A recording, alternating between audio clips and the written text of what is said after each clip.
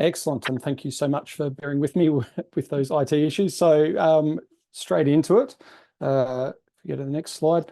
So, and as touched upon around the modifying factors, it's not a new term. It's been around a long time to talk about all reserve statements and disclosures, but as the world's evolved and ESG considerations have come in, these preconditions and considerations have really come to the fore. And really, it comes down to perspective. You know, the JORC code or the codes that are around disclosure provide a lot of insight into what needs to be considered. But the materiality and the perspective around those considerations is really changing at pace. And that really underpins, you know, again, how much of the resource can you access and under what conditions. So, and really the difference between a mountain and a molehill comes down to perspective. Stakeholders value different common factors for different reasons, and the impacts to those common factors have a different level of materiality. And you know, you see this all the time in terms of resource development, water, land, environmental impacts in different jurisdictions and different contexts. Certain activities will be acceptable, and in other areas they won't be. And that contextualized considerations are really important for being able to understand what a resource needs to be. Again, if people aren't aware, the term modifying factors has been around for a long time. It's represented in over 81% of global disclosure standards. So for the geologists that are here, you'd be close to heart, you'd understand what it is. But certainly with a lot of the reviews going on, especially with the JORC code in Australia, there's a lot of consideration around what needs to be true to be able to make those reserve statements to give investors confidence, but all stakeholders at the same time, because people, again, care about common factors for different reasons. So if we're thinking about uncertainty, there's need to think about risk. So there's really 4 phases to this, and when disclosing information or making assessments and doing analysis, there's really 4 stages to think about. So you know what you know what you don't know, so you need to be able to do more work there. You don't know what you don't know, so that'll be a problem. But the big one is, and this comes in all the time for managing modifying factors, is what people know for sure that actually isn't true. So information's put into models, there's assessments, there's understanding that things will be acceptable, that they'll be legal, they'll be moral, they'll be ethical, they'll be allowed. And then when it comes to realizing those investment decisions, conflict arises or there's constraints in those resources. And that's really where assessment and analysis can really interact with each other and cause some problems for projects. So again, same but different. How do you think about this systematically, especially when you're talking about resource development that can take multiple decades from first discovery to first production?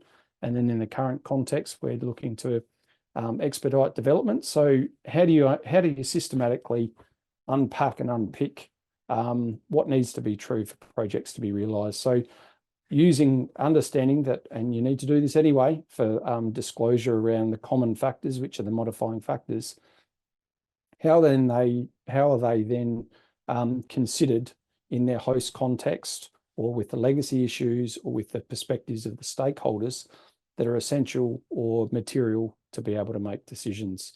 So your investors, your insurers, your host communities, your regulators, they may have different perspectives on risk and acceptance of activities than you do.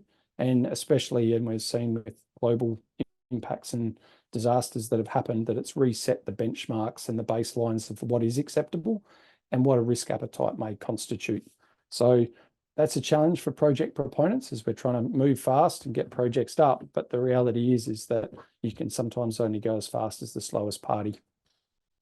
And again, the performance expectations are changing globally. We're hearing this in all the great speakers tonight. You know, complexity is increasing, risk appetites are going down, and stakeholder expectations are going up.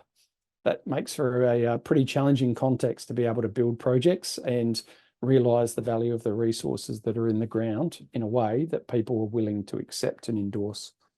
Again, the way that we view performance is changing. What was once an or conversation, so the technical, financial, production requirements, is now an and conversation. You know, there's an expectation that project proponents from whether it's the local level stakeholders, the investors, and everyone will do everything concurrently at the same time for probably lower cost and less impact.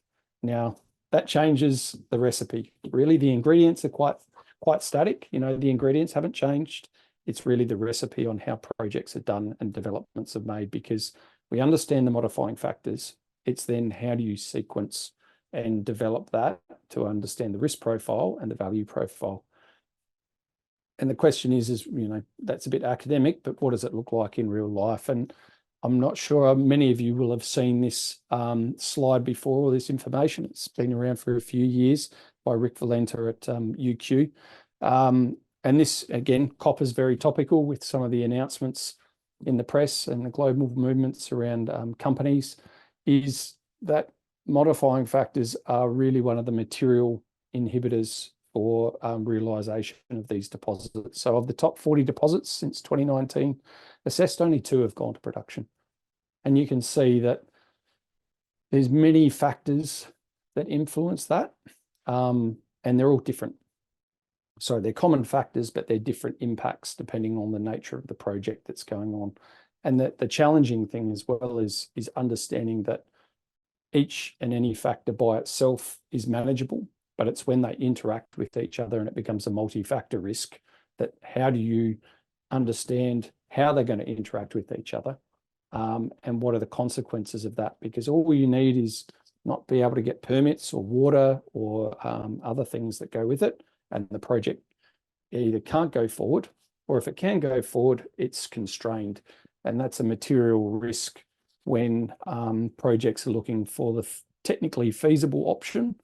But the reality is that sometimes, and this happens between resource and reserve statements, is that modifying factors will come to light directly or indirectly or cumulatively and downgrade a reserve statement.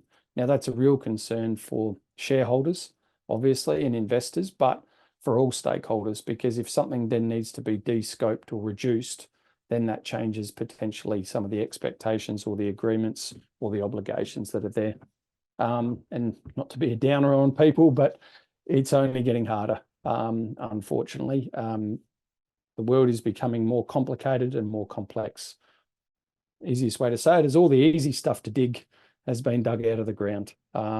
It's either now really complex, it's in jurisdictions, we just heard that from the last presenter, in which there's a lot of complexity around other factors, or it's more complicated, in which you've got to deal with depth and grade issues, which then obviously exacerbates surface disruption and pieces that go with it. So this isn't a new problem and a new challenge, but it does need to does provide an opportunity to reframe the thinking and understand where we're going. And again, it was referenced earlier around the projections around waste production that would be required to meet the future copper demands.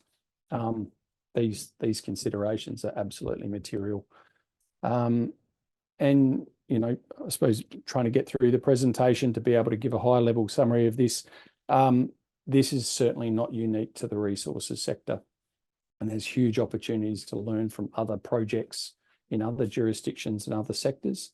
But, you know, there's some text there around the performance of how things are going, but the overarching theme and the understandings of where things, where there's huge opportunity to de-risk is around understanding perspective. If you've got an inside view of your project that's not reconciled with the outside view of how people perceive you, or what your context is, or what their risk appetites are, that asymmetry can really create friction for risk or misalignment. That means when everyone's listening and hearing, they might not be hearing the same thing. And that really, in large, complex, multi-generational projects, is really something that needs to be considered there. And the last one is thank you. And if people want to understand more around this area and how it's being looked at a structural level within some of the resource disclosure codes, you can look up an article that's been put out recently in the AusIMM bulletin. And that's it from me. Thank you.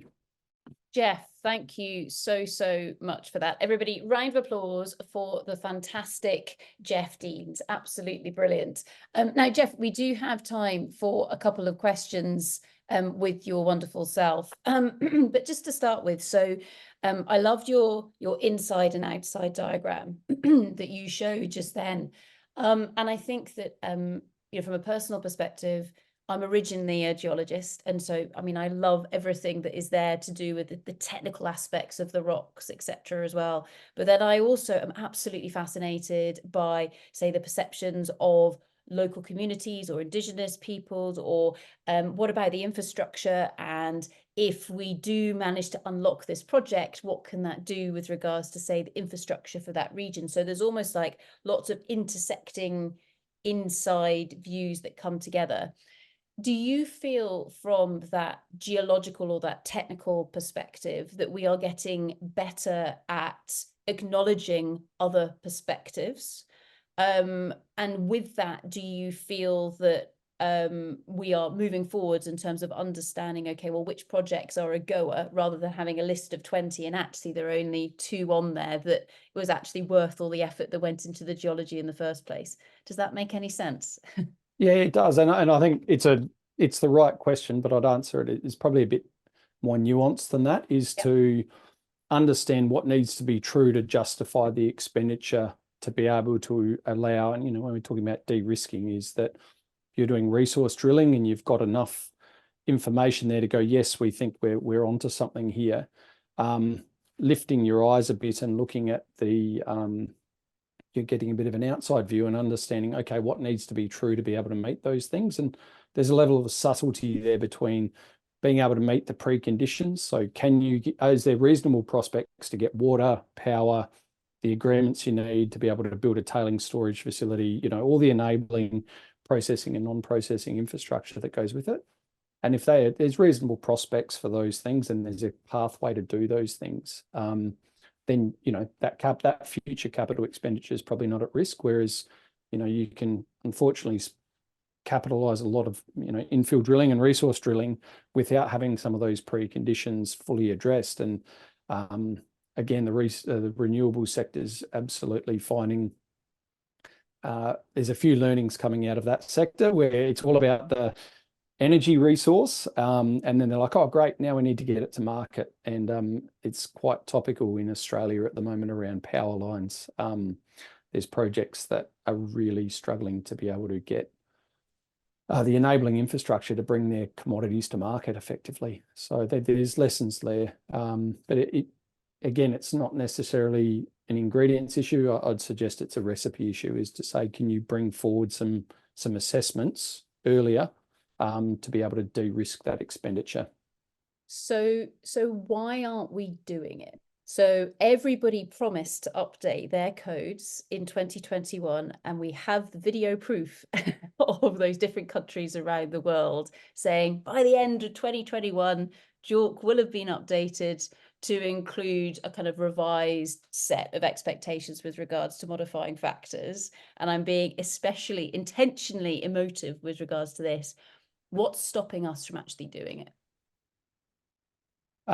I don't know is the short answer, but I do, there was a little thing called COVID that came along, and there's been a few other factors that have probably modified that work. So I'm not sure at the moment, but it's an opportunity, and it's timely to be able to talk about this, because especially with the orientation, the ESG factors are modifying factors. And, take, for example, water, that's a modifying factor. Now it's a technical factor for production and mine design for drainage and all those sorts of things, but it's also an ESG factor at the same time around disclosure and reporting. So depending on how things are framed, but I suppose my personal view would be rather doing it slowly and well considered is in everyone's best interest, because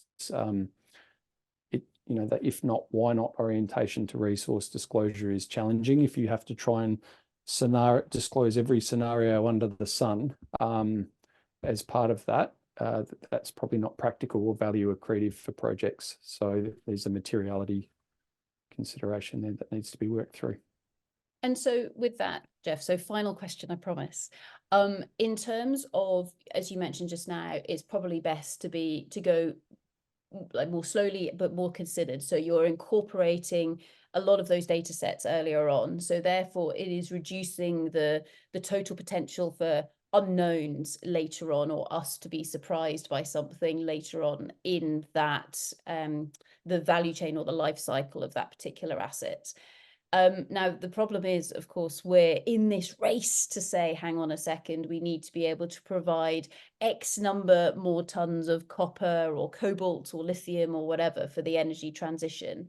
Is there actually a factor here of actually by going slower, we can actually get there faster?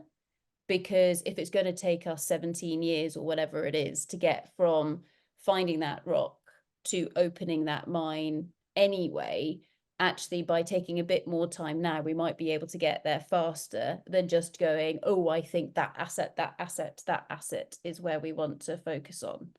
So actually taking the time to collect that data now and weeding out the assets that perhaps won't make it or don't have the potential for other opportunities included will actually allow us to get where we need to go faster in the long run. Does that make sense? Yeah, I think it's, and again, it goes back to the code's orientations around this is effectively providing a framework and a schedule to be able to disclose where things are and what needs to be true for the value to be realized. It's not making an assessment on, you know, the validity of projects. It's just saying, look, how do we understand where things are, what needs to be true, so that again, when people have got different perspectives, then they can look at that against their risk appetite and their value drivers and make a decision, because there may be projects or commodities that may not have the definition that, you know, people, you know, traditionally might like, but at the end of the day, that comes down to, you know, risk appetite and perspective. If it's worth the go, there's nothing stopping people. Okay, fantastic. Brilliant. So with that, thank you very much, Geoff. Everyone, round of applause for the fabulous Geoff Deans. Absolutely brilliant.